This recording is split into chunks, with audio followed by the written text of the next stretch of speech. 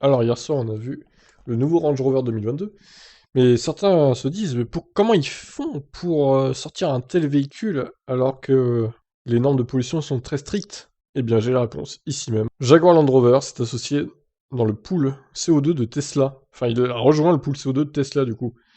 Eh ben, c'est le bon plan, hein, tout ça. Ça leur permet de sortir des gros V8 encore, bien polluants. Oh là là. Tesla est bienfaiteur. Les marques automobiles Jaguar et Land Rover signent un accord avec la société d'Elon Musk et rejoignent son pool pour échapper à des amendes salées en Europe. Afin de soutenir la transition vers l'électrique, l'Union européenne a imposé de nouvelles normes environnementales pour les constructeurs automobiles. Si ces derniers échouent à s'y plier, ils écoperont de lourdes amendes, 95 € par véhicule par gramme émis au kilomètre. Autant dire que la facture peut très vite grimper.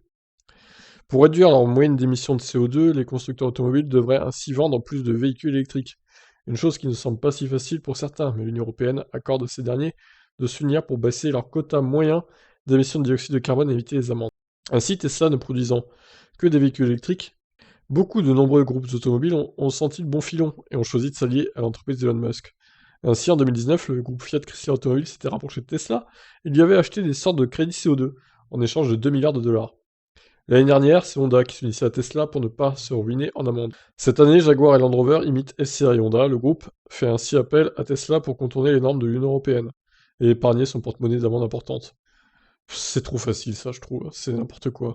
Cependant, la contribution de Jaguar et Land Rover reste inconnue, mais on imagine que Tesla n'a pas proposé un tout petit prix pour sauver le groupe automobile.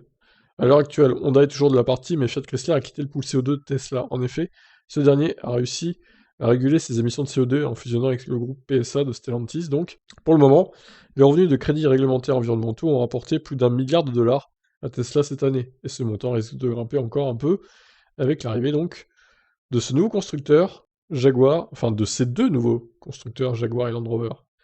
C'est fou ça quand même cette histoire, hein. Donc voilà comment ils s'en sortent avec leur nouveau Range Rover. Ils vont acheter des crédits Tesla et puis du coup ils pourront polluer sans aucun souci.